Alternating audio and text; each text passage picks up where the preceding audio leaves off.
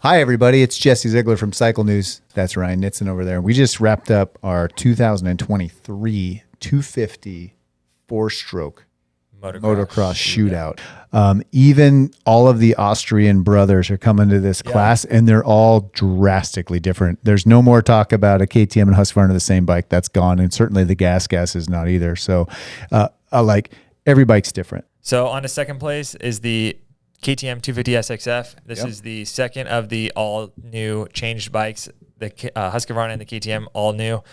KTM just beat out the Husky by a little bit, and it ends up in second place this year.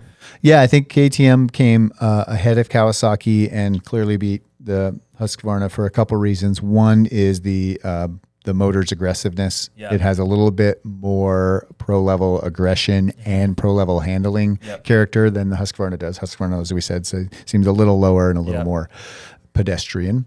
And it has that KTM just durability of componentry. Your clutch is never going to wear out on this bike almost. Yeah, your brake pads barely wear out. Like, you're talking a year of use before any of these components really need a lot of maintenance. That really set it apart.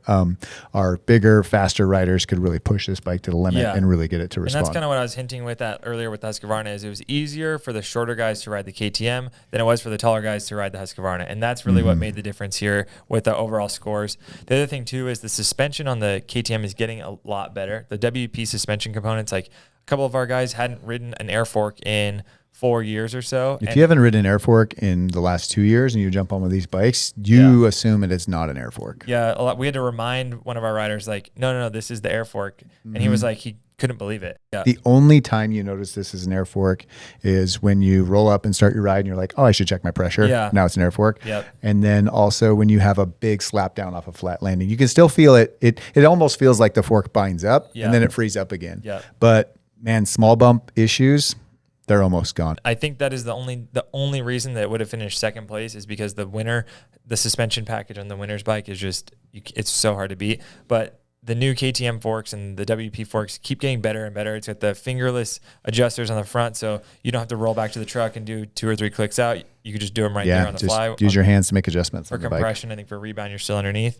It's also cool that the KTM has all this new tech on it. I think I'm a fan of the technology and the progression. It's got the quick shifter. It's got the 2 maps. It's got traction control. Using the quick shifter is cool. It doesn't come on the gas. It does come on the KTM and the Husqvarna. Yeah. The only reason, I don't know, some guys were like, oh man, this is really cool. And other guys were like, I don't want it on at all. You have to be pretty much on the limiter and then grab the gear, which you can do without harming the engine. But if you short shift it, it kind of does bog the engine down a little bit. There's definitely something to get used to. And their programming when the quick shift engages and stuff is only going to get better. I'm sure. Remember, KTM's the first guys that brought modern electric starts to this class and all motocross class. They're the first ones that brought map switches that are on the handlebar control.